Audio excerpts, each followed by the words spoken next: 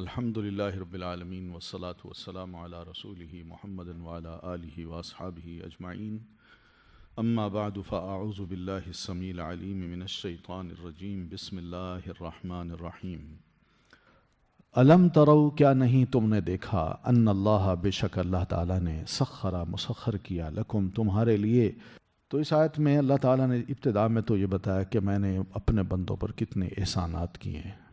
ان احسانات میں ایک احسان یہ ہے کہ آسمان و زمین کی ہر شے کو میں نے انسان کے لیے مسخر کر دیا ہے. مسخر کے دو مطلب ہیں. ایک تو یہ ہے کہ وہ بندوں کے انسانوں کے قبضے میں دے دیے کہ انسان ان کو ان کی نکیل یا گردن میں پٹا ڈال کے جدھر چاہے لے جائے, لٹا دے, ذبح کر دے, وہ مسخر ہیں. اور دوسرا مسخر کا مطلب ہے کہ ان سے فائدہ اٹھانا, کہ انسان ان سے فائدہ اٹھاتا ہے. سورج ہے وہ انسان کے لیے یوں مسخر ہے کہ سورج کی روشنی, اس کی دھوپ انسان کے لیے بہت بڑی نعمت ہے, وہ اس سے فائدہ اٹھاتا ہے. چاند ہے, اس طرح فضا ہے, بادل ہیں, بارش ہے, اور پھر اسی طرح ہوائیں ہیں.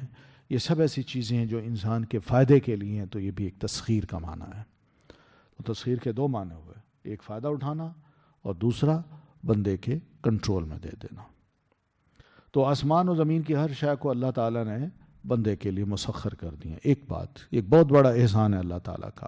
اور دوسرا وَأَسْبَغَ عَلَيْكُمْ نِعَمَهُ ظَاهِرَةً وَبَاطِنًا, اللہ تعالیٰ نے تم پر اپنی نعمتوں کو, نعمت کی جمع ہے, اپنی نعمتوں کو جو ظاہری بھی ہیں اور چھپی ہوئی بھی ہیں, وہ بھی اللہ تعالیٰ نے خوب انڈیل کے تمہیں عطا کر دی ہیں, خوب عطا کی ہوئی ہیں تمہیں.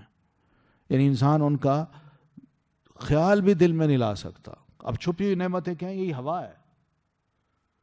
ہوا کو دیکھ لیں, ہم نہیں جانتے, لیکن سانس لیتے ہیں, اٹھتے ہیں, بیٹھتے ہیں, دوڑتے ہیں, وجود ہے ہمارا, حرکت کر رہا ہے اس ہوا کی وجہ سے. لیکن ایسی نعمت ہے جو بالکل چھپی ہوئی ہے. کتنی اللہ تعالیٰ نے انڈیل کے دی ہمیں.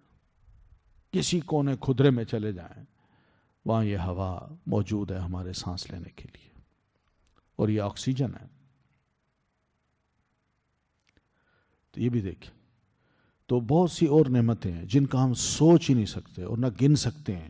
اللہ فرماتے ہیں ایک ایک نعمت میں نے تم پر انڈیل کے. اسبغہ کا مطلب پوری طرح, ہر صورت میں, کبھی بھی تمہیں ضرورت پڑے وہ موجود ہے. جیسے کہتے ہیں اسباغ الوضو, وضو کو اچھی طرح کرنا. اسی طرح اسبغہ کا مطلب ہے اچھی طرح اس نے تمہیں عطا کر دی ہیں اپنی نعمتیں, جو ظاہری بھی ہیں اور باطنی بھی ہیں. بظاہر کتنی نعمتیں ہیں, ہم ان کو شمار کریں نہیں کر سکتے. باطنی کتنی نعمتیں ہیں جو چھپی ہوئی ہیں. یعنی یہی کھانا ہم کھاتے ہیں, پیٹ میں چلا جاتا ہے, کوئی پتہ نہیں کیا ہو رہا ہے. اللہ تعالیٰ نے اس کھانے کے بعد جسم کے اندر کیا کیا اور قوتیں رکھی ہیں جو اس کھانے کے ساتھ مل جاتی ہیں, اور پھر وہ کھانا ہضم ہوتا ہوتا آسانی سے آنتوں میں گھومتا پھرتا وہ پھر جزو بدن بنتا, اس کے ٹکڑے ٹکڑے ہو جاتے ہیں. کوئی خون بن جاتا ہے, کوئی پانی بن جاتا ہے, کوئی رگوں کو, کوئی ہڈیوں کو طاقت دیتا ہے, کوئی بینائی کو, کوئی سماعت کو, کچھ دماغ کو, کچھ بالوں کو نکالنے. کیا میں کہتا ہوں کوئی ایک ایک شے ہم سوچ ہی نہیں سکتے. تو یہ بھی دیکھا جائے تو وَمِنَ النَّاسِ, مگر اس سب کچھ کے باوجود لوگوں میں کچھ ایسے لوگ بھی ہیں جو مَن یُجَادِلُ فِی اللَّہ, جو اللہ کے بارے میں جھگڑتے ہیں. کیا جھگڑتے ہیں؟ کچھ کہتے ہیں اللہ ہے نہیں, کچھ کہتے ہیں اللہ کو میں مانتا نہیں, کچھ کہتے ہیں اللہ ہے مگر اس نے اپنے ساتھ فلاں کو شریک بنایا ہوا ہے, فلاں اس کا بیٹا ہے, فلاں اس کا بیٹی ہے. تو یہ جھگڑا ہے. لوگوں میں کچھ لوگ ایسے ہیں ان نعمتوں کو پانے کے باوجود بھی اور تسخیر کے باوجود بھی پھر بھی بندہ کہتا ہے کہ نہیں. اور پھر اس کی بنیاد کیا ہوتی ہے؟ کوئی علم نہیں ہوتا, کوئی ان کے پاس ہدایت کی بات نہیں ہوتی. جو بات ہوتی ہے گمراہی کی ہوتی ہے, گمراہ لوگوں کی ہوتی ہے, شیطان کی ہوتی ہے.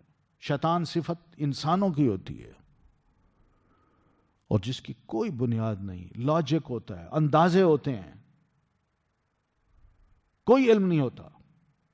ولا کتاب منیر, اور نہ ان کے پاس کوئی روشن کتاب ہوتی ہے کہ جس کو یہ بنیاد بنا کے کہہ سکیں کہ یہ اللہ کی کتاب ہے, اس میں یہ لکھا ہوا ہے, یہ رسول کا کہنا ہے, اس میں یہ لکھا ہوا ہے.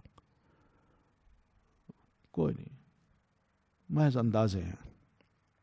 وَإِذَا قِيلَ لَهُمْ، اور جب کہا جاتا ہے ان کو، اتبعوا، پیروی کرو، ما انزل اللہ، اس کی جو نازل کی اللہ تعالیٰ نے، یعنی جب یہ کہا جاتا ہے لوگوں کو، یہ رسول اللہ صلی اللہ علیہ وسلم کے دور کی بھی بات ہے، اب کی بھی بات ہے، ہر دور میں انسان ہیں جو اس طرح کا جواب دیتے ہیں، اور بھائی اللہ نے یہ قرآن اتارا ہے، یہ ما انزل اللہ ہے، یا رسول اللہ صلی اللہ علیہ وسلم کا یہ ارشاد ہے، جو ما انزل اللہ ہے اس کو فالو کرو، وہ اللہ کے رسول نے یہ فرمایا ہے۔ وہ کہتے ہیں نہیں، ہم اپنے آباء و اجداد کو جس طریقے پہ پاتے ہیں ہم وہ کریں گے،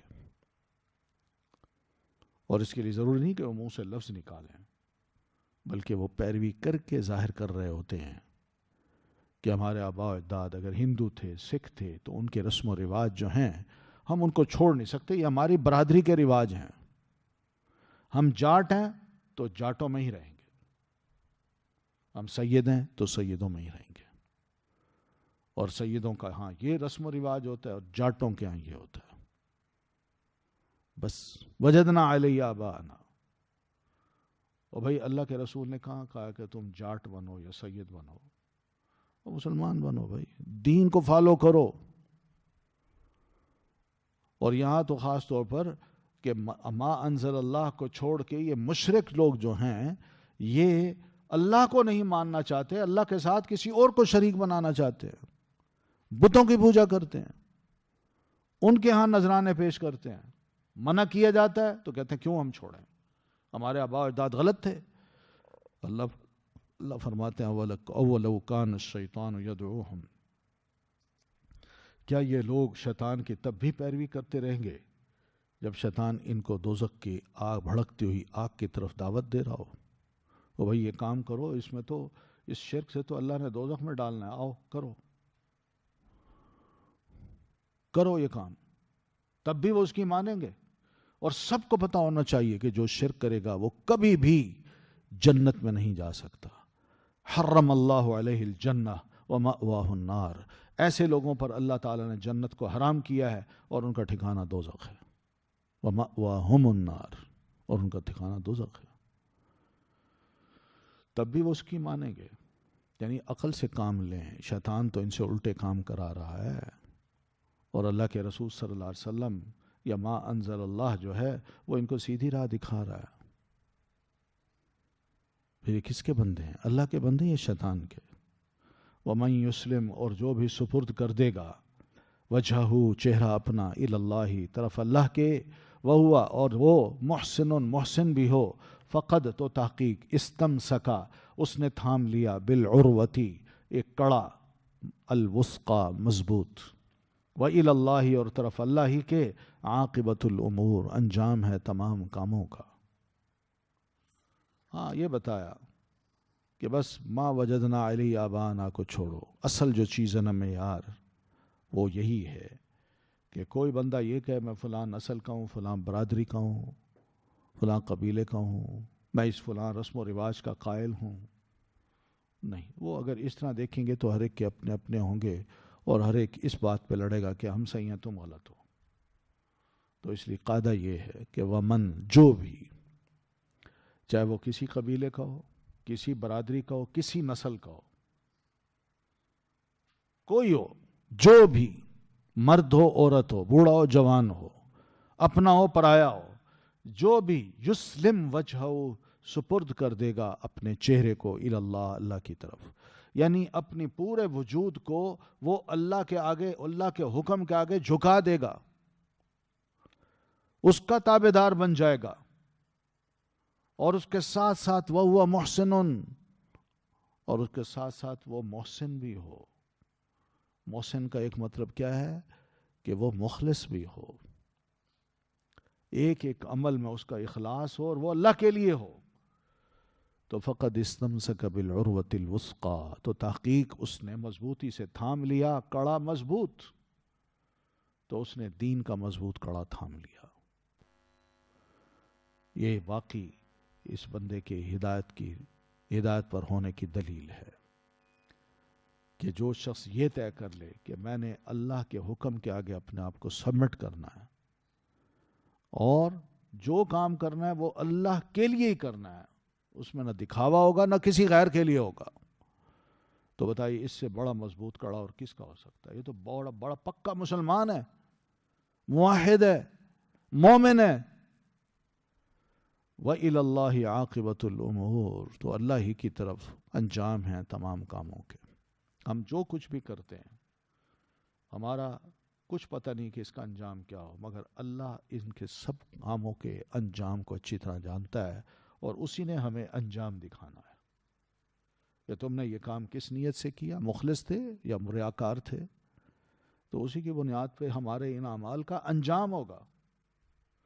ومن کفر، اور جو کفر کرے گا، فلا يحزنک، تو نہ غمگین کرے آپ کو، کفرہ، کفر کرنا اس کا، الینا، طرف ہمارے ہی، مرجعہم، لوٹنا ہے ان کا، فننبئہم، پھر ہم بتائیں گے انہیں، بما عملو، ان کاموں کو جو عملو وہ کیا کرتے تھے.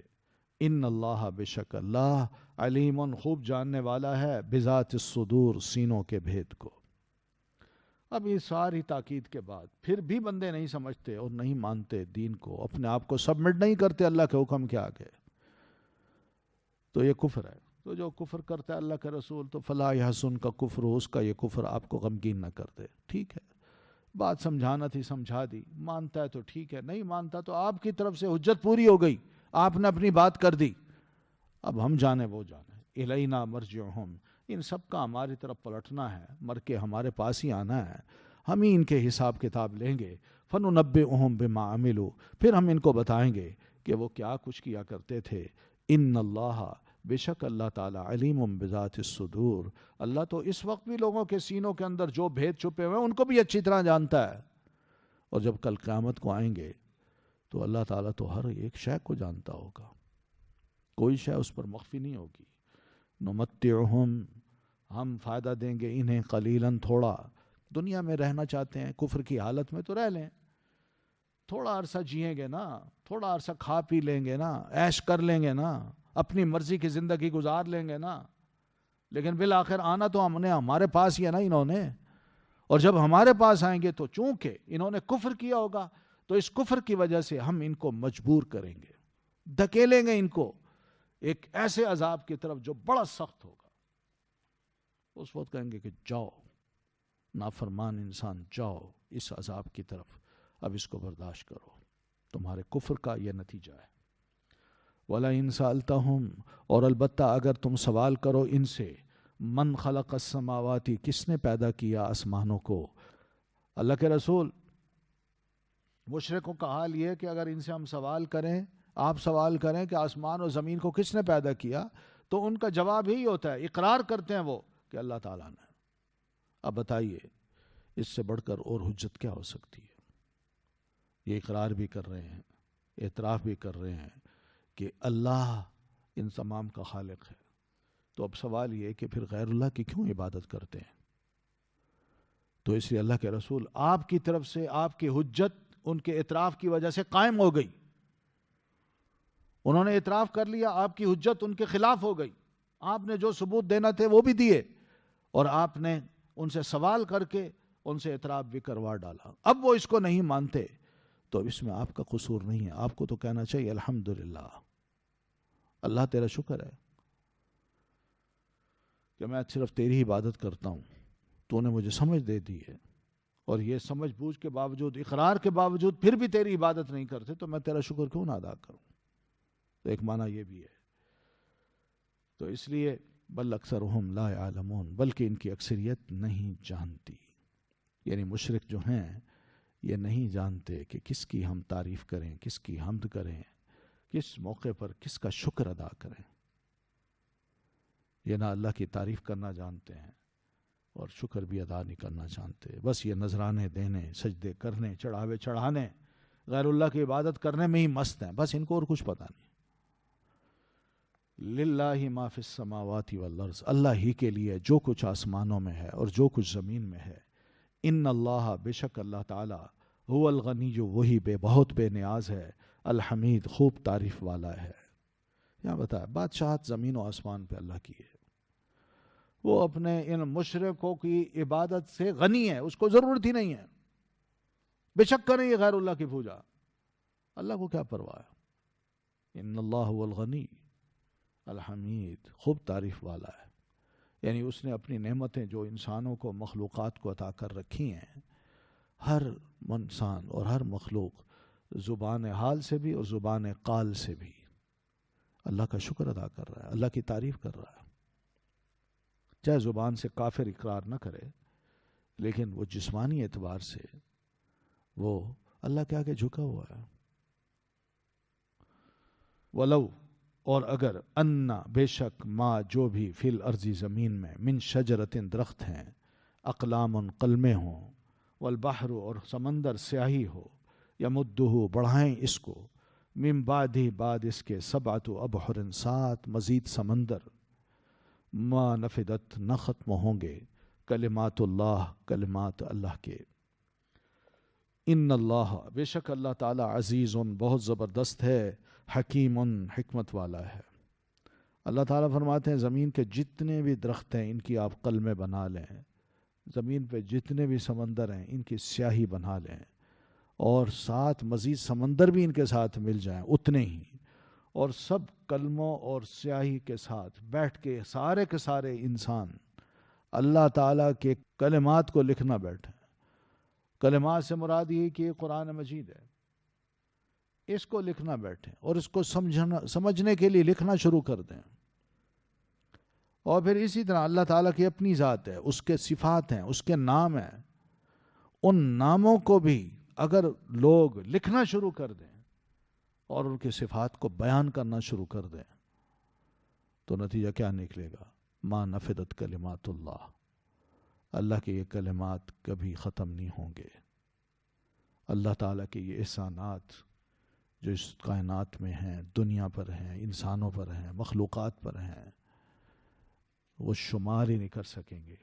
کلمیں گھس جائیں گی، انسان اپنی ساری عمر لگا کے بھی لکھتا رہے، انسان مر جائیں گے، کلمیں گھس جائیں گی، سیاہی ختم ہو جائے گی، تب بھی اللہ تعالیٰ کے کلمات جو ہیں وہ ختم نہیں ہو سکتے. اتنی عظیم ہستی ہے اللہ تعالیٰ کی. اس لیے آپ دیکھ لیں 1500 سال ہو گئے قرآن مجید نازل ہوئے، آج بھی یہ قرآن ہمیں تازہ کتاب لگتی ہے. ہر مفسر جب تفسیر لکھتا ہے تو وہ اپنے اینگل سے لکھتا ہے، اپنے مطالعے کی روح سے، اپنے حالات کی روح سے. مگر نیا دور باور کرا رہا ہوتا ہے انسانوں کو کہ قرآن مجید کی سوچ سمجھ آج کے تقاضوں کے مطابق ہونی چاہیے. تو وہ سوچتا ہے، سمجھتا ہے. اللہ کے رسول صلی اللہ علیہ وسلم کے ارشادات اور قرآن مجید کی آیات، ان دونوں کو سامنے رکھ کے وہ جب قرآن مجید کو سمجھاتا ہے تو موجودہ دور جو ہے نا وہ بھی اس کو یوں لگتا ہے کہ واقعی اس دور کی بھی ضرورت ہے یہ کتاب. تو دیکھ لیں اسی تفاسیر لکھی جا رہی ہیں. یہ نہیں کہ 1-2 تفسیریں لکھ کے ہم سمجھیں کافی ہے، نہیں. ہر دور میں جو ذہین انسان آیا ہے، جس نے قرآن اور رسول اللہ صلی اللہ علیہ وسلم کے ارشادات کو سمجھا ہے، وہ محسوس کرتا ہے کہ قرآن مجید کے کلمات کی مزید وضاحت کی جائے، اللہ تعالیٰ کے اسماء و صفات کی مزید وضاحت کی جائے. تو یہ سب ایسی چیزیں، ما نفدت کلمات اللہ. ان اللہ عزیز حکیم، یقیناً اللہ تعالیٰ عزیز ہے، بہت زبردست ہے، حکیم اور حکمت والا ہے.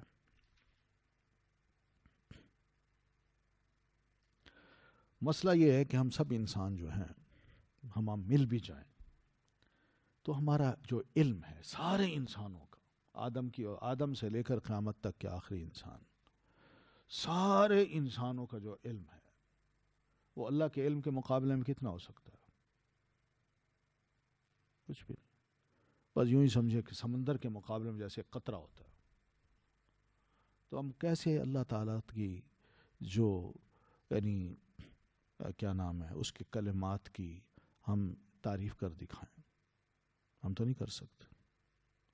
اللہ کے کلمات باقی رہیں گے، وہ کبھی فنا نہیں ہوں گے، کیونکہ کوئی بندہ بھی اپنی ہمت اور طاقت کے مطابق بھی اگر اس کلمات کا حق ادا کرنا چاہے تو وہ نہیں کر سکتا.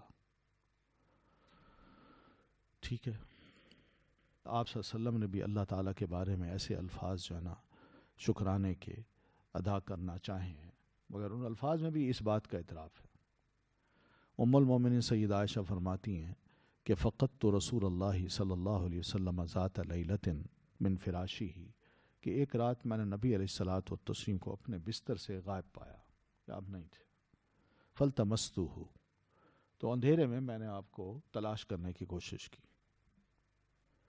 تو فوقعت یدی، تو میرا ہاتھ جا پڑا علی بطنی قدمیہ، آپ کے قدموں کے بطن میں یعنی داخل میں۔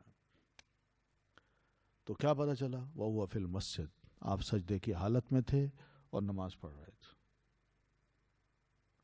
یعنی سجدے میں تھے تو آپ کے پاؤں یوں کھڑے تھے، تو میرا ہاتھ یوں جا کے لگا، تو اس طرح۔ تو آپ کے دونوں پاؤں کھڑے تھے، وَهُمَا مَنْصُوبَتَانِ، اور آپ کیا کہہ رہے تھے؟ وَهُوَ يَقُولُ، آپ اپنی سجدے کی دعاؤں میں یہ فرما رہے تھے، اللہم، اے اللہ، انی اعوذ برضاک من سخطک، اللہ تو مجھ سے راضی ہو پھر تو غصے میں آ جائے تو میں اس سے پناہ لیتا ہوں، پناہ مانگتا ہوں کہ تو پہلے راضی پھر غصے میں آ جائے اور تیرا غصہ تیری رضا پر غالب آ جائے، یعنی تو مجھ سے زیادہ غصے ہو جائے اور خوشی ختم کر دے، رضا ختم کر دے۔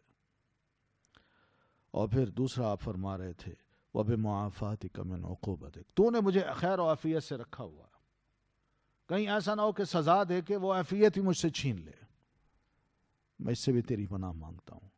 وَأَعُوذُ بِكَ مِنْكَ، اور اللہ میں خود تیری پناہ میں آنا چاہتا ہوں، تیری ناراضگی سے بچ کے تیری پناہ میں آنا چاہتا ہوں۔ لا احصی ثناء علیک، میں تیری اگر تعریف کرنا بھی چاہوں تو میں شمار ہی نہیں کر سکتا، کیا تعریف کروں تیری۔ یہ نبی کا اقرار ہے، نبی کا اقرار ہے کہ لا احصی ثناء علیک، یہ ہے ما نفدت کلمات اللہ، اللہ کے کلمات کبھی ختم نہیں ہوں گے۔ تو کلمات سے مراد کیا ہے؟ یہ سارا کچھ جو کائنات میں ہو رہا ہے، ہم سمیت جو کچھ بھی ہو رہا ہے، جتنی نعمتیں ہمارے ارد گرد ہیں، جتنی اس کی کاریگری ہمیں نظر آتی ہے، جو اس کا نام ہے، غفور ہے، رحیم ہے، فعال لما یرید ہے، یہ سب اللہ تعالیٰ کے پیارے پیارے نام ہیں۔ ان ناموں کو اگر ہم کھدیڑیں، اس کے اندر سے مفہوم نکالیں اور ان کو امپلیمنٹ کرنے کی کوشش کریں تو ہم نہیں کر سکتے۔ اتنی عظیم ہستی اللہ تعالیٰ کی، لا احصی ثناء علیک انت کما اثنیت علی نفسک، اللہ تو ویسا ہی ہے جیسے کہ تو نے خود اپنے آپ کے لیے تعریف کی ہے، ہم تیری تعریف کا حق ادا نہیں کر سکتے۔ تو یہ ہے نبی صلی اللہ علیہ وسلم کا اقرار رب کے حضور سجدے میں، یہ وہ چیز ہے جو ہم انسانوں کو زیب دیتی ہے، نہ کہ ایک دو نعمتوں کو ہم اچھی طرح بیان کر کے کہیں میں نے تو اللہ کی پہچان کا حق ادا کر دیا، یا اللہ تعالیٰ کی جو تعریف کرنا تھی، عبادت کرنا تھی، وہ بس پوری کر دی، اس سے بڑا میں احسان کیا کروں؟ نہیں بھائی، ما نفدت کلمات اللہ، جو نعمتیں اس وقت بھی مجھے مل رہی ہیں اور بعد میں ملیں گی، اور بعد میں اللہ کی عبادت کے لیے اس وقت نعمتیں جو مجھے تیار کر رہی ہیں، میں کن کن کا شمار کر سکتا ہوں؟ نہیں کر سکتا۔ ان اللہ عزیز حکیم، یقیناً اللہ تعالیٰ غالب ہے، زبردست ہے، اپنے دشمنوں سے انتقام لینا اچھی طرح جانتا ہے، اور ہر شے پر اس کا غلبہ ہے، کنٹرول ہے، حکیم اور حکمت والا بھی ہے، یعنی اس کی ہر بات اپنی مخلوق کے بارے میں، اپنے حکم کے بارے میں، اپنی باتوں کے بارے میں، اپنے کاموں کے بارے میں، اپنی شریعت اور اپنی تقدیر قدرت کے بارے میں کیا حکمت والی ہے۔ اس میں کسی قسم کی کوئی نادانی نہیں ہے، کوئی ناپختگی نہیں ہے، سب محکم باتیں۔ ما خلقکم، نہیں ہے پیدائش تمہاری، ولا بعثکم، اور نہ دوبارہ اٹھنا تمہارا، الا مگر کنفس واحدہ، ایک جان کی طرح۔ ان اللہ، بے شک اللہ، سمیع، خوب سننے والا ہے، بصیر، خوب دیکھنے والا ہے۔ اللہ فرماتا ہے میں نے جو تم سب کو پیدا کیا ہے، یہ پیدا کرنا، الگ الگ پیدا کرنا میرے لیے کوئی مشکل نہیں تھا، تمہاری پیدائش تو بالکل ایسی ہے جیسے میں نے ایک کو پیدا کیا سب کو کر دیا۔ اس کے لیے ہم اکثر و بیشتر ایک دوسرے سے بعض اوقات وہ پھول کیا ہوتا ہے کہ کوئی سوال کرتے ہیں نا کہ دوسرے کو سمجھیں کہ بھئی کتنا سمجھا ہے. مثال کے طور پر اگر میں کہوں کہ ایک رومال کو میں دھوؤں اور دھوپ میں ڈالوں تو وہ 1 منٹ میں سوکھتا ہے. اسی طرح 10 رومال اگر دھوپ میں ڈالوں تو کتنے منٹوں میں سوکھیں گے؟ 1 منٹ. بس یہی ہے کہ اللہ تعالیٰ نے ہم انسانوں کو بالکل اسی طرح ہی ایک انسان کا پیدا کرنا بالکل ایسے ہی ہے جیسے سب انسانوں کو اللہ تعالیٰ نے ایک ہی حکم کے ساتھ پیدا کر دیا. اور اسی طرح جب کل قیامت کو اٹھائے گا تو کہے گا قوم سب نے کھڑے ہو جانا. بس الگ الگ جا کے کسی کو نہیں اٹھانا کہ اس کا بیڈ وہاں لگا ہوا، اس کا وہاں لگا ہوا، اس کی قبر وہاں ہے اور اس کی قبر وہاں ہے. نہیں، قوم بس کھڑے ہو جائیں گے. تو ایک ہی انسان کی طرح، ایک ہی جان کی طرح تمہارے ساتھ اللہ معاملہ کرتا ہے. مت سمجھیے کہ الگ الگ کرے گا وہ، کوئی گم ہو جائے گا، کوئی وجود ختم ہوگا تو کیسے اللہ کو پتہ چلے گا. نہیں، ایسا کوئی مسئلہ نہیں. ان اللہ، بے شک اللہ، سمیع، خوب سننے والا ہے، بصیر، خوب دیکھنے والا ہے. یعنی اللہ تعالیٰ مشرکوں کی جو باتیں ہیں، جو اللہ کے بارے میں وہ کہتے ہیں، یا اپنے عقائد ایک دوسرے کو وہ کیا کہتے ہیں نا، پھیلاتے رہتے ہیں. کوئی باعث بعد الموت نہیں، کوئی قیامت نہیں، اور ہمارے جو جرائم ہیں، گناہ ہیں، ان کو اللہ نہیں دیکھ سکتا، نہ دیکھتا ہے، نہ سنتا ہے. تو اللہ فرماتے ہیں ان سب کو بتا دو ان اللہ سمیع بصیر، بے شک اللہ تعالیٰ سنتا بھی ہے.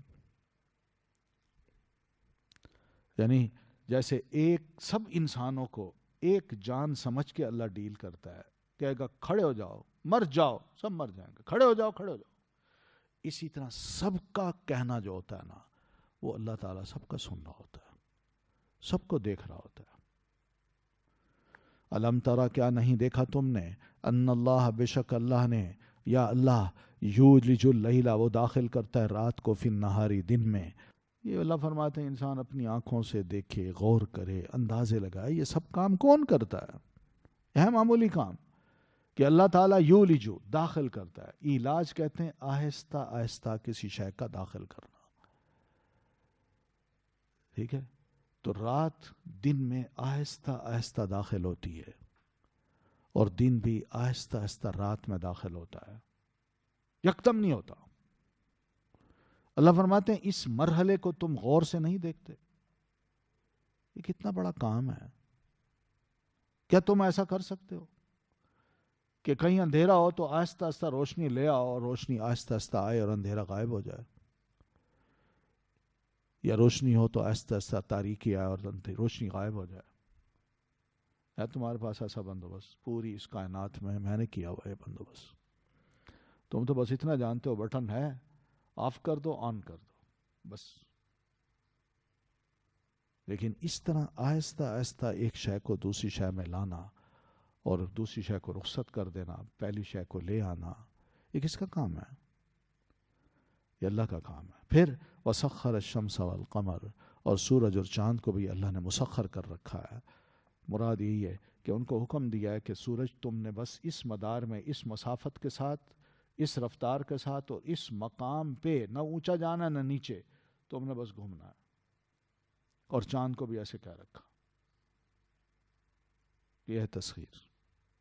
اور سورج اور چاند اللہ کے حکم کا پابند ہے، جس کی وجہ سے یہ دن رات ہمیں دیکھنا پڑ رہے ہیں. ہماری عمریں گزر جاتی ہیں، مہینے، سال، کئی سال، پھر بندہ فوت ہو جاتا ہے، نئی نسلیں آ جاتی ہیں، لیکن وہ اپنا کام کر رہے ہیں. کل یجری الی اجل مسمى، یہ سب کے سب اپنے اپنے مدار میں گھوم پھر رہے ہیں. کب تک؟ الی اجل مسمى، ایک مقرر وقت تک. اللہ نے ان کا وقت مقرر کر رکھا ہے. وَأَنَّ اللَّهَ، اور بے شک اللہ، بما تعملون، جو کچھ تم عمل کرتے ہو، خبیر، پوری طرح باخبر ہے. جب اپنی مخلوق کے بارے میں اتنا محتاط ہے تو تمہارے ایک ایک عمل کے بارے میں کیوں نہیں باخبر ہوگا؟ ذالک، یہ سب کچھ اس لیے کہ بِأَنَّ اللَّهَ، کہ اللہ تعالیٰ، هو الحق، وہی ہے جو حق ہے، وَأَنَّ، اور بے شک، ما يدعون، جسے وہ پکارتے ہیں، من دونی، اس کے سوا، الباطل، باطل ہے، وَأَنَّ اللَّهَ، اور بے شک اللہ، هو العلی، وہی ہے بلندر، الکبیر، بہت بڑا. اللہ فرماتے ہیں یہ ساری کاریگری، سارے کام جو ہو رہے ہیں، یہ ان باتوں کا ثبوت ہے کہ اللہ ہی معبود برحق ہے، اور جن کو اللہ کو چھوڑ کے پکارا جاتا ہے وہ معبودان باطل ہیں، وہ جھوٹے معبود ہیں، غلط ہیں۔ اس لیے لا الہ الا اللہ کا کیا مطلب کرنا چاہیے؟ لا الہ نہیں ہے کوئی معبود برحق الا ہو، مگر وہی۔ There is no true God but اللہ۔ یہ کریں گے، یہ اسی آیت کا مفہوم اس میں آ جائے گا لا الہ الا اللہ میں، کہ بِأَنَّ اللَّهَ هُوَ الْحَقِّ، یہ سارے کام اللہ ہی کرتا ہے، وہی معبود برحق ہے۔ وَأَنَّ مَا يَدْعُونَ مِن دُونِهِ الْبَاطِلُ، اور اللہ کو چھوڑ کر جس چیز کو وہ پکارتے ہیں وہ باطل ہے۔ سمجھ آ رہی نا؟ تو کلمے کا مطلب ہم نے ایسے ہی کریں گے تو دوسرے کو سمجھ آئے گی، ورنہ اگر اتنا ہی کہہ دیں کوئی خدا نہیں مگر اللہ، تو وہ کہیں گے ٹھیک ہے بھائی، دوسرے بھی کہیں۔ لیکن جب ہم یہ کہیں کوئی خدائے برحق نہیں، کوئی معبود برحق نہیں مگر اللہ، پھر اس کو سمجھ آئے گا کہ یہ ہمارے خداؤں کو جھوٹا کہہ رہا ہے۔ یہی مفہوم تھا جو مشرکین عرب نے سمجھا تھا، تبھی تو وہ مخالف تھے۔ آج ہم کلمے کا جب معنی کرتے ہیں نا دوسروں کے سامنے، دیر از نو گاڈ بٹ گاڈ، یہ کیا ہے بھائی؟ الہ الہ الا اللہ کا معنی کر دیتے ہیں۔ اس کو کیا سمجھ آنی ہے؟ وہ کہے گا ٹھیک ہے بھائی، تمہارا گاڈ ہے تو ہمارا بھی ہے، ٹھیک ہے۔ دیر از نو گاڈ بٹ گاڈ، تو گاڈ ہمارا ہے، تمہارے کوئی گاڈ نہیں، یا یہ مفہوم لے گا، یا یہ کہے گا ٹھیک ہے تمہارا خدا ہے تو ہمارا بھی ہے۔ مگر جب ہم یہ کہیں گے دیر از نو ٹرو گاڈ بٹ اللہ، یہ بات اس کو لگے گی یہ مسلمان ہے، یہ صحیح معنوں میں اب میری سارے مذہب کی جڑ کاٹ رہا ہے اور اپنی بات کو پیش کر رہا ہے۔ وَأَنَّ اللَّهَ هُوَ الْعَلِيُّ الْكَبِيرُ، اور بے شک اللہ تعالیٰ وہی ہے جو بلند تر ہے اور بہت بڑا ہے۔ ٹھیک ہے، باقی سب کم تر ہیں، بہت چھوٹے ہیں، وہ ہیں ہی نہیں۔ علم ترا، کیا نہیں آپ نے دیکھا، ان الفلک، بے شک کشتیاں، تجری چلتی ہیں، فی البحری، سمندر میں۔ اللہ فرماتے ہیں کبھی یہ بھی غور کیا ہے، مزید عقلی دلائل اللہ دیتے ہیں، کبھی یہ غور کیا ہے کہ سمندر کو میں نے مسخر کیا اور پھر سمندر میں تمہارے جہاز اور کشتیاں چلتی ہیں، بنعمت اللہ، اللہ کی نعمت کے ساتھ، ہوائیں ہیں۔ پھر اس کے بعد اللہ تعالیٰ نے کشتی کی تہ اور سمندر کی سطح، ان کے درمیان میں کچھ ایسے پردے ڈال رکھے ہیں کہ کشتی جو ہے نا کتنی ہی بڑی کیوں نہ ہو، وہ سمندر میں ڈوبتی نہیں ہے باوجود بھاری ہونے کے، اور اس میں تم سمندر میں ان جہازوں کے اندر بے شمار سامان اٹھا کے لے جاتے ہو، لے آتے ہو۔ مگر یہ سب اللہ کا انعام ہے۔ اگر یہ انعام تھوڑا سا اللہ اٹھا لے تو تمہاری ساری دنیا سے تعلقات بھی ختم ہو جائیں، کاروبار بھی ختم ہو جائیں، بے روزگاری بڑھ جائے۔ تو یہ اللہ کی نعمتیں ہیں۔ پھر اسی سمندر کے اندر سے بے شمار اور نعمتیں ملتی ہیں، کھانا مل جاتا ہے، لحم الطری مل جاتا ہے، تازہ گوشت ملتا ہے، اور بہت سی مخلوقات ہیں وہ مل جاتی ہیں۔ پھر سمندر کی تہ میں تمہیں بہت سے موتیوں کے خزانے ملتے ہیں۔ یہ کیا ہے؟ تو یہ سب سمندر میں چلتی ہیں، اور لِيُرِيَكُمْ مِنْ آیَاتِهِ، تاکہ اللہ تمہیں دکھائے اپنی نشانیوں میں سے، کہ اوپر آسمان، نیچے زمین، نیچے پانی، پھیلا ہوا پانی، اور اس کے باوجود تمہاری کشتی چلتے چلتے چلتے وہ دنیا کے دوسرے کونے میں کنارے پہ سمندر کے جا کے وہاں رکتی ہے۔ تو پھر تمہارے کاروبار بڑھتے ہیں۔ ان فی ذالک لآیات، یقیناً اس میں بھی بہت سی نشانیاں ہیں، لکل صبار، واسطے ہر اس شخص کے جو صبر کرنے والا ہے۔ صبار کیسے؟ سمندر میں یہ لمبا سفر جو ہوتا ہے نا، کشتی میں یا جہاز میں بیٹھ کے انسان جائے تو دیکھتا ہے کہ وہاں طوفان آ رہے ہیں، لہریں اٹھ رہی ہیں، بڑی سختیاں، بڑی تکلیفیں آ سکتی ہیں، لیکن وہ بندہ آخر میں صبار بن جاتا ہے، یوزڈ ٹو ہو جاتا ہے۔ ورنہ ایسی گھبراہٹ دینے والی چیز ہے کہ بندے کو یوں محسوس ہوتا ہے بس میں کیا میرا وجود ہی ختم، سمندر کے حوالے، مچھلیوں کے پیٹ میں. اور پھر شکر گزار کے لیے، یعنی ایسا بندہ جو ان سختیوں کی بھی برداشت کرے اور پھر کنارے پہ آ کے بڑے آرام کو دیکھے. تو یہ سب اس کو موقع ملتا ہے. میں اللہ کا کتنا شکر ادا کروں کہ اللہ تیرا بڑا شکر ہے کہ تو نے اس سختی سمندر کی خوف سے نکال کے اب خشکی پہ لا کے مجھے بچا لیا. وہاں خوف تھا، یہاں سکون ہے. تو ان دونوں میں وہ اللہ کا شکر ادا کرتا ہے، فرق محسوس کرتا ہے کہ واقعی سختی کیا ہوتی ہے اللہ تعالیٰ کی طرف سے. اس کی طرف سے کیا کیا لہریں اٹھتی ہیں، کیا خوف ہوتا ہے، بندے کو جان جانے کا خطرہ ہوتا ہے، مگر وہ سب کچھ برداشت کرتے کرتے کنارے پہ آ جاتا ہے. اور اسی طرح ان تمام سختیوں کو دیکھنے کے بعد جب تری پہ خشکی پہ آتا ہے تو اس کو اس وقت یہ محسوس ہوتا ہے کہ واقعی خوشی کس چیز کا نام ہے. تو اللہ کا شکر ادا کرتا ہے. وَإِذَا غَشِيَهُمْ، اور جب چھا جاتی ہے ان پر، موجن، ایک موج، کالظلل، سائبانوں کی طرح، دعوا اللہ، وہ پکارتے ہیں اللہ کو، مخلصین، خالص کرنے والے ہو کر. یہ حالت ہوتی ہے انسان کی. اللہ فرماتے ہیں اس حالت کو بھی انسان دیکھے کہ جب وہ کشتیوں میں سوار ہو کے سمندر کے بالکل عین وسط میں چلے جاتے ہیں یا گہرے سمندر میں چلے جاتے ہیں تو وہاں کوئی موج اٹھتی ہے، ایک لہر اٹھتی ہے اور یہ لہر ان پر چھا جاتی ہے.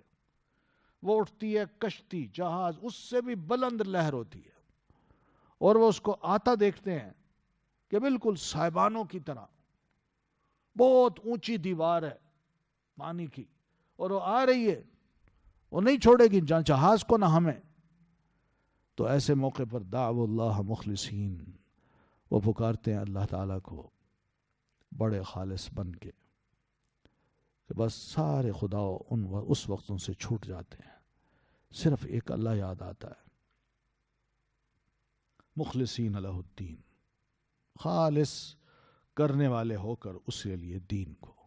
یعنی اللہ ہم پکے معاہد ہیں، تیرے ہی ماننے والے ہیں، تجھے ہی جانتے ہیں اور کسی خدا کو نہیں جانتے. اس موقع پر کوئی ہستی ہمیں یاد نہیں آ رہی. اگر بچا سکتا ہے اس مصیبت سے تو اللہ ان کی اس دعا کو سن کے فلما نجاہم، پھر جب وہ بچا دیتا ہے ان کو اور لے آتا ہے الی البر، خشکی کی طرف، فمنہم مقتصد، تو ان میں سے بعض تو سیدھی راہ پر قائم رہنے والے ہوتے ہیں. وہ آ کے کہتے ہیں نہیں بھائی، جس اللہ نے مجھے وہاں بچایا ہے وہی اللہ تری میں بھی مجھے بچائے گا. جس اللہ نے میری وہاں سنی ہے، اس وقت کوئی خدا نہیں تھا، کوئی واسطہ نہیں تھا میرے اور اللہ کے درمیان، وہی اللہ تری خشکی پر بھی میری بات سنے گا اور اس مقام پر بھی کوئی واسطے کی ضرورت نہیں ہے، ڈائریکٹ میں اس سے بات کر سکتا ہوں. تو بہرحال کچھ لوگ کہتے ہیں جو اس بات پہ قائم رہتے ہیں، ورنہ اکثریت جو ہے وہ غیر اللہ کی پوجا خشکی پہ آتے ہی شروع کر دیتی ہے. تو ایسے لوگ وما یجحد بآیاتنا، نہیں انکار کرتے ہماری آیات کا، اور نہیں انکار کرتا ہماری آیات کا الا مگر کل، ہر، خطارن، بہت عہد شکن، غدار جس کو کہتے ہیں. ہر غدار، یہ غداری ہے نا. وہی وہاں تم سمندر میں تھے تو اللہ اللہ یاد آ رہا تھا، اور جب وہاں سے نکل آئے تو اللہ کو بھول گئے، غیر اللہ کی طرف تم جھک گئے، انہیں پکار رہے ہو.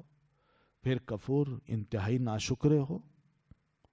وہاں تمہیں خوف محسوس ہو رہا تھا اور یہاں آرام میں لایا تمہیں خشکی پہ، تو تم نے اللہ کا شکر ہی ادا نہیں کیا.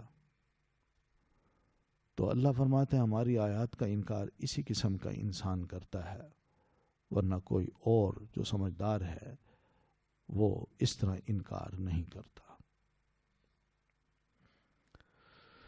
یا ایھا الناس، اے لوگو، اتقو، ڈرو تم، ربکم، اپنے رب سے، واخشوا، اور ڈرو، یومن، اس دن سے، لا یجزی، نہ کام آئے گا، والدن، کوئی باپ، عن ولدہ، اپنے بچے کے، ولا مولودن، اور نہ کوئی بچہ ہوا وہ جازن، کام آنے والا ہے، عن والدہ، اپنے باپ کی طرف سے، شیئا، کچھ بھی.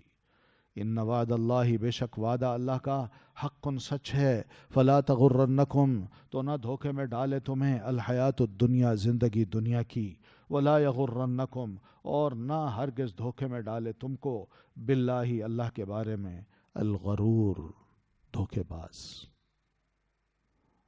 یہاں اللہ تعالیٰ نے اپنے بندوں کو حکم دیا ہے کہ وہ اللہ تعالیٰ کا تقوی اختیار کریں۔ تقوی کا مطلب یہ ہے کہ اس کی نافرمانی نہ کریں، اس کی فرما برداری کریں، اور وخشو، اور ڈریں۔ یہ ڈر مستقبل کا ہے، یعنی اللہ کی ملاقات ایک دن کرنی ہے، اس کے لیے تیاری کریں۔ اور وہ دن کون سا ہے؟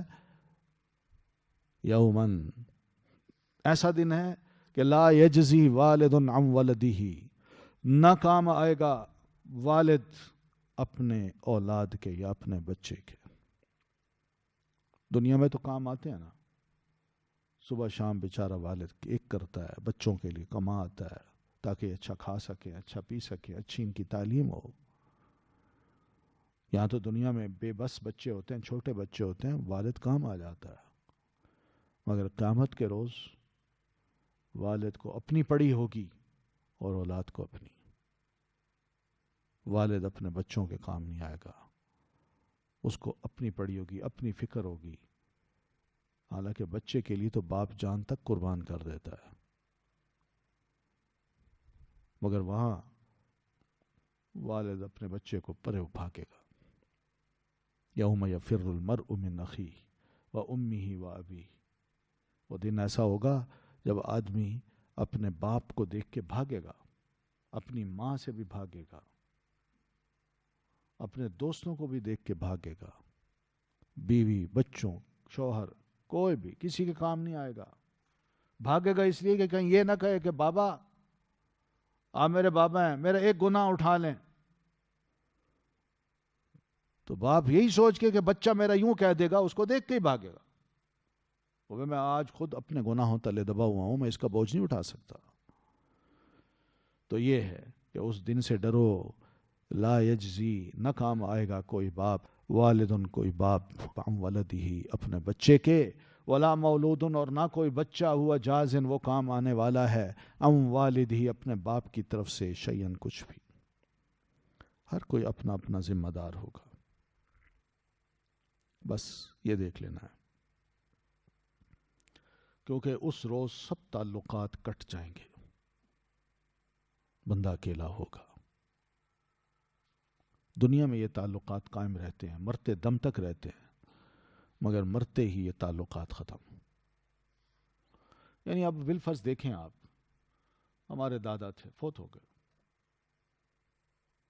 کیا میرا تعلق ہے ان سے سوائے اس کے کہ میں ان کے لیے کوئی دعا کر لوں، بس اتنا ہی ہے نا۔ لیکن وہ کہاں ہیں، اور آئندہ صدی میں کوئی 50 سال مزید گزر جائیں تو وہ قبرستان بھی ختم ہو جائیں گے، جس قدر تیزی سے آبادی بڑھ رہی ہے، قبرستان بھی ختم، قبریں بھی ختم، ان کا نام و نشان کچھ بھی نہیں، چلے گئے۔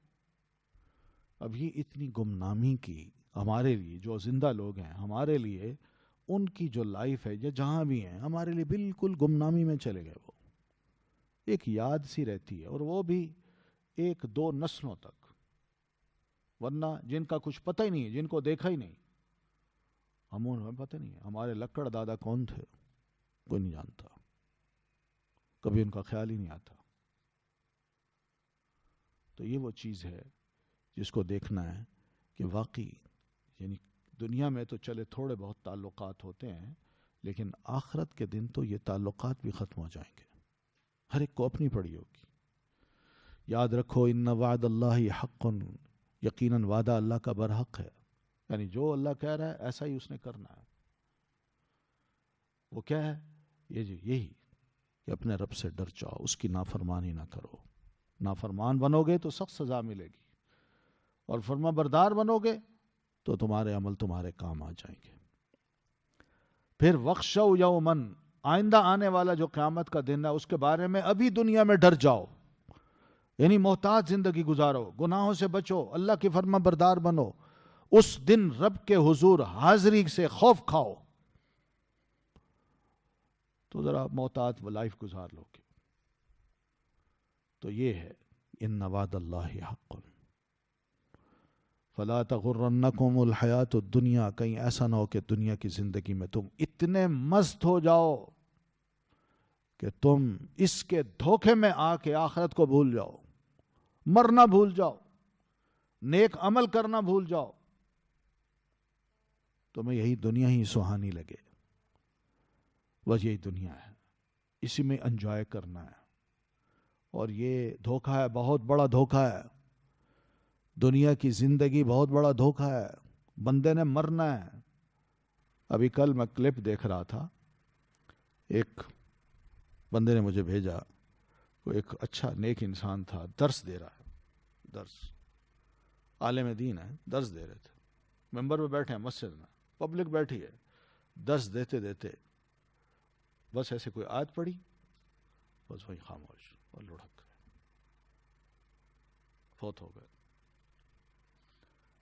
ایک یہ موت ہے. جب ان کو یوٹیوب پہ کھولا تو نیچے اور بھی کئی مناظر آ رہے تھے کہ کوئی گا رہی ہے، کوئی کمپیئرر ہے، بڑا فیشن اس نے کیا ہوا ہے، اور بات کرتے کرتے یوں ذرا ہوتی ہے تو وہیں گر جاتی ہے، کھڑے کھڑے اس کی روح قبض. اس طرح کوئی مغنی ہے، گانے گا رہی ہے، گانے گاتے گاتے وہ اپنی ایکشن میں نا وہ زمین پہ لیٹ جاتی ہے، سیدھی لیٹتی ہے، پکڑا ہوا اس نے، اور پکڑتے پکڑتے جو ہی ذرا پہلو بدلتی ہے کہ میں اٹھوں، وہیں ختم ہو جاتی ہے. موت وہیں آ گئی. یہ دنیا کی زندگی ہے. بندہ سمجھتا ہے میں بڑی شے ہوں، شاید میں ابھی بہت ہیلدی ہوں، ابھی موت مجھے نہیں آ سکتی، یا میں جو چاہوں ابھی کر لوں، بڑا بوڑھا ہو کے کچھ معافیاں مانگ لوں گا اللہ تعالیٰ سے. یہ سب دھوکہ ہے.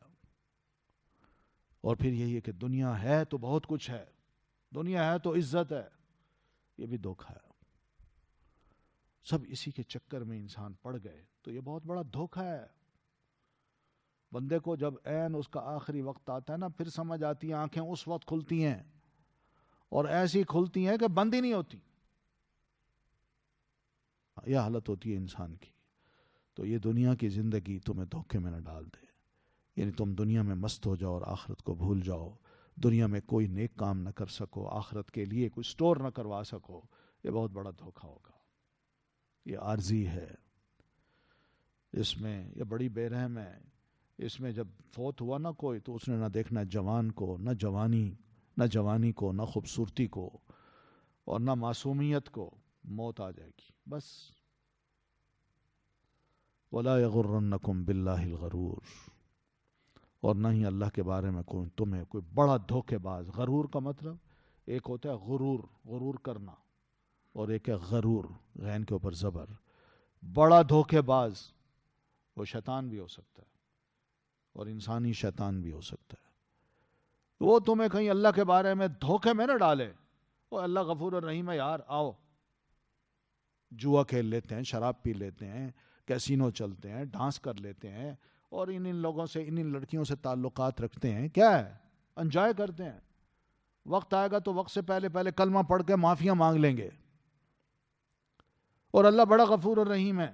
یہ دھوکے باز اللہ کے بارے میں اتنا انسان کو دھوکہ دیتا ہے کہ بندہ ہر گناہ کو بھی کرتا ہے، اور اس کے بعد بھی اپنے آپ کو سمجھتا ہے میں تو بڑا پیور ہوں، میں تو معاف شدہ ہوں، میں تو اللہ کے رسول کا امتی ہوں، اور اللہ کے رسول نے تو ساری امت کو بخشوانا ہے. آپ کی شفاعت آ کر ہمارے گناہ کا، ہم جیسے گناہ گاروں کے لیے نہیں ہوگی تو کس کے لیے ہوگی؟ یہ شیطان ہے جو بڑا دھوکے دلواتا ہے انسان کو، اور اسی دھوکے کی وجہ سے وہ گناہ پہ گناہوں کے ردے چڑھاتا جاتا ہے. اور اس کے باوجود بھی پھر وہ سمجھتا ہے کہ میں گناہ گار تھوڑی ہوں، میں تو اللہ کے رسول کا امتی ہوں. تو یہ دھوکہ ہے. ورنہ اللہ تعالیٰ نے فرمایا نبی عبادی، اللہ کے رسول میرے بندوں کو آپ بتا دیجئے، انی انا الغفور الرحیم، یقین مانو کہ میں بخشنے والا بھی ہوں اور رحم کرنے والا بھی ہوں. میرا ایک پہلو یہ ہے، اور دوسرا یہ بھی ہے کہ وَأَنَّ عَذَابِي هُوَ الْعَذَابُ الْعَلِيمُ، میرا عذاب بھی بڑا دردناک ہے. ہم ایک پہلو کو یاد رکھتے ہیں، دوسرے کو کیوں نہیں دیکھتے؟ آخر عذاب اللہ نے کس کو دینا ہے؟ نافرمانوں کو، گناہ گاروں کو، ضدی اور ہٹ دھرم لوگوں کو، اس دھوکے میں آئے ہوئے انسانوں کو. ان سے اللہ تعالیٰ نے پوچھنا ہے. پھر تو دنیا میں ہمیں الرٹ کر رہا ہے کہ اپنی اوقات کو سمجھو، اپنے آپ کو ٹھیک بناؤ. میں نہیں دیکھوں گا کہ تم نبی کی اولاد ہو یا نبی تمہاری اولاد ہے. میں نے اتنا دیکھنا تم کیا کر کے آئے ہو. ان اللہ عندہ علم الساعہ، یقین مانو کہ اللہ ہی ہے کہ پاس اس کے علم ہے قیامت کا. وَيُنَزِّلُ، اور وہ برساتا ہے، الغیث، بارش کو. یہ پانچ چیزیں ہیں جس کا علم اللہ تعالیٰ نے صرف اپنے پاس رکھا ہوا ہے، اور ان کے بارے میں اللہ نے نہ کسی مقرب فرشتے کو کچھ بتایا ہے اور نہ کسی نبی مرسل کو بتایا ہے. خالص یہ علم اللہ کے پاس ہے. اس لیے اللہ فرماتے ہیں ان اللہ عندہ، سنو بے شک اللہ ہی ہے، اسی کے پاس ہے اور کسی کے پاس نہیں. کیا؟ علم بس الساعہ، قیامت کی گھڑی کا. کوئی نہیں جانتا یہ قیامت کب آئے گی. حتیٰ کہ الساعہ کا مطلب اگر یہ لیں موت کا وقت، موت کی گھڑی، تو وہ بھی کوئی نہیں جانتا. قیامت ہو یا موت ہو، کس دن، کس مہینے، کس سال، کس مقام پر، کس وقت، رات کا وقت ہوگا یا دن کا وقت، کوئی نہیں جانتا. اللہ کو پتا. نبیوں کو بھی پتا نہیں تھا. جبریل امین نے بھی آ کے آپ سے سوال کیا تھا، جبریل نہیں جانتے تھے اور آپ بھی نہیں جانتے تھے. آپ نے فرمایا تھا مل مسئول بعلم من السائل. جس طرح جبریل نہیں جانتے اس طرح میں بھی نہیں جانتا. پھر دوسری چیز وَيُنَزِّلُ الْغَيْثَ، اور وہ اتارتا ہے غیث کو، یعنی بارش کو. کوئی نہیں جانتا کہ بارش کب ہوگی، کس کس علاقے میں ہوگی، دن کے وقت ہوگی یا رات کے وقت ہوگی، کوئی نہیں جانتا. یہ سب اندازے ہوتے ہیں. اور ہم جانتے ہیں اتنی بڑی ٹیکنالوجی کے باوجود بھی بہت سے اندازے غلط ثابت ہوتے ہیں. 2 دن پہلے کسی نے پروگرام بنا لیا، جب پرسوں ہلکے ہلکے بادل ہیں، موسم بڑا خوشگوار ہوگا، چلیں سیر کو چلتے ہیں. فور کاسٹ یہی بتاتی ہے. وہ بندہ پلان کرتا ہے، جاتا ہے وہاں، مگر وہاں جاتا ہے دھوپ ہی دھوپ ہے، کوئی نہ ہوا ہے، نہ بارش ہے، نہ بادل ہے. رہتا ہے ایسی ہے، ہوتا ہے. تو جن لوگوں کے واسطے ان چیزوں سے پڑ جاتے ہیں کہ یہی ہمارے اندازے ہی درست ہیں، تو یہ بھی ایک غلط بات ہے، یہ شرک ہے. علم، ٹیکنالوجی یا انسان کی اپنی ریسرچ یہ الگ چیز ہے.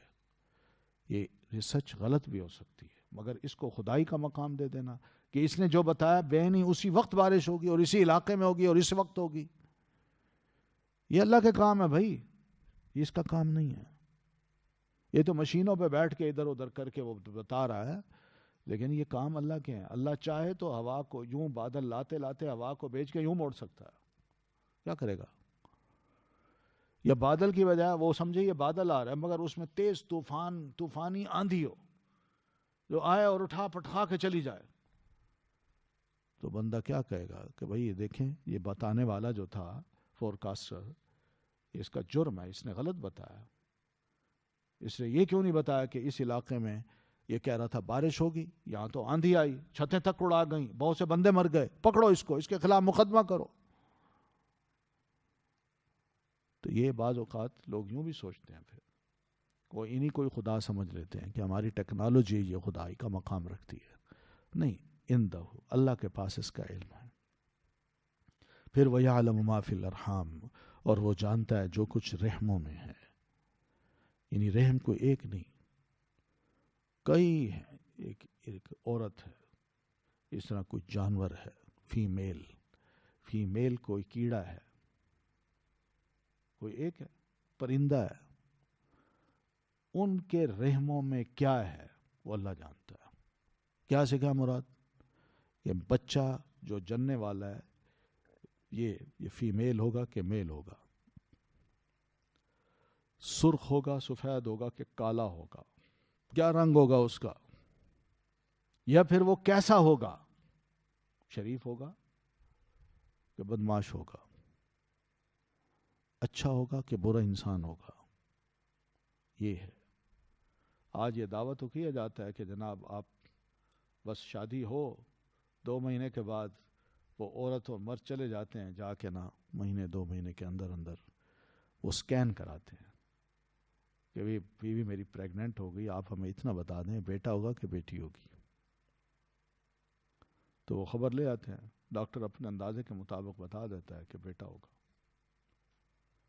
حالانکہ یہ ایج نہیں ہے اس کی کہ اس کے بارے میں کھل کے بتایا جا سکے یہ بیٹا ہوگا یا بیٹی ہوگی. 120 دن کے بعد بھی جا کے نا وہ بچے کے اندر ہلکی پھلکی موومنٹ جو ہوتی ہے، اس دوران بھی اس کا جسم ابھی گرو کر رہا ہوتا ہے، لیکن ہم پہلے سے بتا دیتے ہیں، کہتے ہیں نہیں جی بڑی زبردست ٹیکنالوجی ہے، لیکن یہ بتانا 100% صحیح نہیں ہوتا، 100% غلط بھی ہوتا ہے. تو اس لیے اللہ ہی جانتا ہے کہ رحموں میں کیا ہے، بس اللہ پہ چھوڑ دیں. بیوی پریگننٹ ہو گئی، ٹھیک ہے، اللہ سے دعا کریں. اب یہ کہنا کہ آج کل تو یہ بھی پوچھتے ہیں امریکہ میں، بڑے ایڈوانس ملک جہاں اس میں، کہ آپ کو کون سا بچہ چاہیے، کالا چاہیے، سفید چاہیے، سرخ چاہیے، لڑکی چاہیے یا لڑکا چاہیے. تو اس میں ان کا کمال نہیں ہوتا، وہ سپرم جو ہوتے ہیں نا وہ ان کو لے چکے ہوتے ہیں، وہ سپرم انہوں نے محفوظ رکھے ہوتے ہیں. اب کوئی بھی آتا ہے تو وہ انجیکشن کے ذریعے اس بندے کا جس کا سپرم ہوتا ہے اس سپرم کو لے کے انجیکشن کے ذریعے عورت کو پریگننٹ کر دیتے ہیں. تو یہ کون سا کمال ہے؟ اصل تو یہ کہ آپ وہ سپرم بنائیں. اور یہ یاد رکھیں ایسے سپرم کئی بے اولاد ہوتے ہیں ماں باپ، وہ پھر صرف اپنے منہ دکھانے کے لیے کیا کرتے ہیں کہ کسی طرح یہ ظاہر کر دیں کہ ہم ٹھیک ہیں. وہ عورت اور مرد دونوں جاتے ہیں اپنی رضامندی سے ڈاکٹر سے مشورہ کرتے ہیں، وہ کہتے ہیں ہم آپ کو انجیکشن لگا دیتے ہیں. اب یہ انجیکشن جو لگوانا ہے اس کا کیا مطلب ہے؟ کوئی انجیکشن بس ایک سر لفظ انجیکشن ہے یہ؟ اور بھئی اس انجیکشن میں کسی غیر مرد کا نطفہ ہے، غیر مرد کا نطفہ اس منکوحہ عورت کے پیٹ میں چلا جائے، رحم میں چلا جائے جو کسی اور کی بیوی ہے، تو آپ بتائیے یہ کوئی حلال ہے؟ یہ کوئی حلال کا بچہ ہوگا؟ یہ اس باپ کا بچہ ہے جس نے اس سے شادی کی ہوئی ہے عورت سے، وہ اس کا باپ بنے گا؟ وہی باپ ہے جس کا نطفہ ہے. اور یہ عورت جو بھی کام کرتی ہے یہ بہت بڑا گناہ ہے، یہ حلال کام نہیں ہے. یہ بالکل ایسے ہے جیسے انسان خدا نخواستہ جاہلی دور میں بیوی کو کہا کرتے تھے کہ تم جاؤ فلاں بندے سے، وہ خوبصورت ہے، اس کا نطفہ اپنے پیٹ میں رحم میں ڈلواؤ تاکہ تمہارا بچہ اچھا ہو اور پھر وہ میری طرف منسوب ہو کیونکہ تم میری بیوی تھی. وہ لوگ ایسے کرتے تھے جاہلی دور میں. نبی علیہ السلام نے اس کو حرام قرار دیا. تو آج وہی چیزیں بڑے ماڈرن وے میں آ گئی ہیں، انجیکشن لگا دیتے ہیں اور عورتیں انجیکشن لگوا لیتی ہیں، بچے ہوتے ہیں، دوسروں کو یہ ظاہر کر رہے ہوتے ہیں کہ ہم جو بڑے ٹھیک ٹھاک ہیں. کیا کریں گے ایسے کاموں سے؟ گناہ گار ہی انسان ہوتا ہے اور کچھ نہیں. اللہ کی اس رضا پہ بندہ راضی نہیں ہوتا کہ اللہ تو نے اگر اولاد نہیں دی تو ہی بہتر جانتا ہے، اور اگر تو نے بیٹیاں دی ہیں تو ہی بہتر جانتا ہے، تو نے بیٹے دیے ہیں تو ہی بہتر جانتا ہے، اور ملا جلا کے دیے تو بھی تو بہتر جانتا ہے. لیکن بندہ نہیں، معاشرے میں اپنے منہ کو دکھانے کے لیے جوڑے خاندان مجبور کرتے ہیں، اور یہ عام باتیں ہو رہی ہیں ہم مسلمانوں میں. یقین مانیے یہ کوئی اچھا طریقہ نہیں ہے، یہ حلال کی اولاد نہیں ہے، یہ حرام کی اولاد ہے. یعنی انسان خود سوچے کیا واقعی یہ اس کا نطفہ ہے؟ یعنی بیوی کے پیٹ میں جو بچہ اب گرو کر رہا ہے یہ اس کا اپنا نطفہ ہے؟ سوچے. جب غیر کا ہے تو پھر یہ کیوں کہتا ہے میرا بیٹا ہے؟ کیوں مانتا ہے وہ اس کو؟ یہ اس کا بیٹا ہے ہی نہیں. تو اس لیے اس چیز کو بھی ہمیں دیکھنا ہے. وَيَعْلَمُ مَا فِي الْأَرْحَامِ، اللہ ہی بہتر جانتا ہے کہ رحم مادر میں کیا ہے. وَمَا تَدْرِي، اور نہیں تم جانتے، نفسن کوئی اور نہیں جانتا کوئی نفس ماذا تکسب غدا کہ وہ کیا کمائے گا کل. کچھ پتہ نہیں اس کو. کل اس نے نیکی کمانی ہے، برائی کمانی ہے. کل اس نے کوئی اچھا کام کرنا ہے، برا کام کرنا ہے. کل اس کو بہت بڑے حادثے سے بچا لیا جائے گا یا بڑے حادثے کا وہ شکار ہو جائے گا. بندہ نہیں جانتا. پھر آج جو اس کے پاس ہے، آج جو اس نے کما لیا وہ اللہ نے اس کو دے دیا. کل کو ہو سکتا ہے اس کو لاکھوں ڈھیروں کروڑوں پیسہ مل جائے یا کروڑوں کا نقصان اس کو برداشت کرنا پڑے. بندہ بہرحال اپنے مستقبل کے ایک لمحے کے بارے میں بھی آگاہ نہیں ہے کہ کل جو آنے والا ہے وہ میرا کیسا ہوگا. وہ اللہ ہی جانتا ہے، بندے کو پتہ نہیں ہے. بندے کی پلاننگ ہوتی ہے مگر اثر پلانر اللہ تعالیٰ ہے، وہی اس کو امپلیمنٹ کرتا ہے. بندہ کچھ نہیں کر سکتا. اس لیے کل کے جو کام ہیں اس کے لیے ہمیں یہ تاکید کی گئی ہے کہ انشاءاللہ کہہ دیا کرو، لا حول ولا قوت الا باللہ. ٹھیک ہے. وما تدری نفس بأی ارض تموت، اور نہیں جانتا کوئی نفس کہ کس زمین میں وہ مرے گا. یہ بھی اللہ کے علم ہے. حیرت ہوتی ہے بندہ کہ کیا کچھ ہو جاتا ہے. یعنی وہ ابھی یہیں کی بات ہے، کوئی کراچی میں کوئی خاتون تھیں، کوئی اچھی نیک خاتون تھیں. ساری عمر وہ کراچی رہی ہیں اور انہیں پسند نہیں تھا کہ میں نکل کے کہیں جاؤں. اور اسلام آباد میں ان کے اپنے کوئی والدین رہتے تھے یا اولاد رہتی تھی، تو وہ بھی مجبور کرتے تھے کہ بیٹا کبھی آؤ ہمارے پاس. کہتے نہیں، میں کراچی سے نہیں نکل سکتی. تو اتفاق سے وہ نکل کے اسلام آباد آئیں. یہاں کے 2 یا 4 دن جو رہنا تھا وہ رہیں، اور جس وقت ان کی واپسی تھی تو واپسی سے تھوڑی دیر پہلے انتقال کر گئی. کیا انسان سوچتا ہے کہ میں یہاں رہنا چاہتا ہوں، میں چاہتا ہوں میری قبر یہاں بنے. میں قبر بھی بنوا لیتا ہے، کھدوا کے بھی رکھ لیتا ہے، اور پھر پلاننگ یہ کرتا ہے کہ میں شاید میں مر جاؤں تو میری قبر یہاں بنے، یا ابا کی قبر ہے ابا کی قبر کے ساتھ میری قبر بنے، یا اماں کی یا دادا کی ہے. بندے کی اپنی پلاننگ ہوتی ہے، مگر اللہ بندے کو کہیں لے جاتا ہے اور اس کے اسباب موت کے وہیں پیدا کر دیتا ہے، اور پھر وہیں بندہ فوت ہو جاتا ہے. کتنے لوگ ہیں جو کینیڈا جاتے ہیں، برطانیہ جاتے ہیں، امریکہ جاتے ہیں، پاسپورٹ مل جائے، اور جب مل جاتا ہے تو اس دن اوتلی پاسپورٹ لے کے گھر آئے، رات کو سوئے صبح ختم تھے. کینیڈا کا پاسپورٹ مل گیا، مگر جنت کا اللہ ہی بہتر جانتا ہے کہ ملتا ہے کہ نہیں. دنیا کے لیے میں نے ساری کوششیں کی اور اپنے مرنے کو میں بھول گیا، اور پھر آخرت کے لیے کچھ کر نہ سکا. کوئی نہیں جانتا بندہ.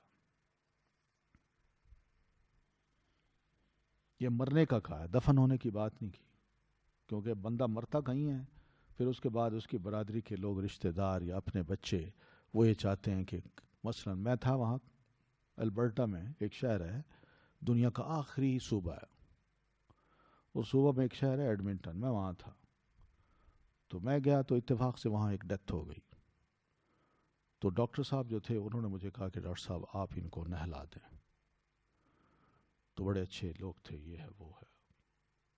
تو خیر میں اور ہشام میرے ساتھ تھے، ہم دونوں گئے، ہم نے ان کو نہلایا، کفنایا.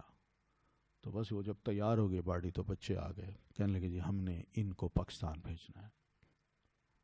وہ میں نے کہا پہلے تو 2 دن ان کی باڈی یہیں پڑی رہی ہے، اب نہلایا ہے تو ان کو دفنائیں یار، کیا ضرورت ہے وہاں بھیجنے کی، وہاں بھی تو تم نے دفنا دینا ہے. اور دوسرا یہ کہ اتنے دن تک یہ باڈی پڑی رہی اسی طرح تو گل سڑ جائے گی، بدبو دے گی. اگر یہ پاکستان تم بھیجتے بھی ہو تو وہاں جا کے ان کو کھول نہیں سکتے تم، کیونکہ کھولو گے تو ان کے اندر سے بو آ رہی ہوگی، تو بہتر یہ ان کو یہیں دفنا دو. بڑا سمجھایا، کہتا نہیں جی. پھر وہ فون پاکستان پتہ نہیں، یہ پاک پتن کے تھے کہاں کے تھے، وہاں فون کیا، میں نے خود سمجھایا، کہتا نہیں جی آپ ان کو یہیں بھیجیں، ان کی قبر یہیں بنائی ہے ہم نے. ٹھیک ہے جی لے جائیں. مرتا انسان کہاں ہے، دفن کہیں ہوتا ہے. تموت کی بات کی اللہ تعالیٰ نے، ٹھیک ہے نا. اور پھر یہ بھی ہے کہ واقعی بِأَيِّ أَرْضٍ تُدْفَنْ، یہ بھی کہہ سکتے ہیں ہم کہ کس زمین میں تم دفن کیے جاؤ گے، کون سی، کیا زمین میں دفن ہوتے ہو یا جل جاتے ہو یا لقمہ بن جاتے ہو کسی جانور کا، کچھ پتہ نہیں، وہی تمہاری قبر ہوگی۔ ان اللہ علیم خبیر، یقیناً اللہ تعالیٰ خوب علم والا ہے اور پوری طرح باخبر ہے ہمارے حالات کا بھی اور مستقبل کے ایک ایک لمحے کا بھی۔ ان پانچوں چیزوں میں ایک ایک کا علم وہ اللہ تعالیٰ کے پاس ہے اور پوری طرح باخبر بھی ہے کہ وہ جانتا ہے کہ یہ سارا کام جانا میں نے کس طرح آرگنائز کیا ہے اور کس طرح اس کو امپلیمنٹ کرنا ہے۔ ٹھیک ہے، حدیث میں آتا ہے، نبی صلی اللہ علیہ وسلم فرماتے ہیں کہ اذا اراد اللہ قبض روح عبد بارض، جب اللہ تعالیٰ کسی بندے کی روح کو کسی بھی سرزمین میں، کسی کمرے میں، کسی گھر میں، کسی گلی میں اس کو فوت کرنا چاہتا ہے اور اس کی روح قبض کرنا چاہتا ہے، تو جعل له فیہا حاجتا، تو اللہ پھر کسی بندے کی وہاں کوئی ضرورت بنا دیتا ہے کہ وہاں جاؤ۔ بندہ اس ضرورت کے تحت وہاں جاتا ہے، وہاں اس کی فوت کی ہو جاتی ہے کہ جی ملنے آئے تھے، ہمیں رہتے تو وہاں تھے، ملنے آئے تھے، وہ ضرورت بنا دی ملنے کی، وہاں آئے، فوت ہو گئے۔ یہ ہوتا ہے۔ تو یہ سب کچھ اللہ کے کام ہے، وہی علم والا ہے، ہر شے کا علم وہی رکھتا ہے، اس پہ کوئی شے مخفی نہیں ہے۔ اور اسی طرح جو بھی ہو رہا ہے یا آئندہ جو کچھ ہوگا اس کے بارے میں بھی اللہ تعالیٰ پوری طرح باخبر ہے۔ سبحانک اللہم و بحمدک، اشہد ان لا الہ الا انت، استغفرک و اتوب الیک۔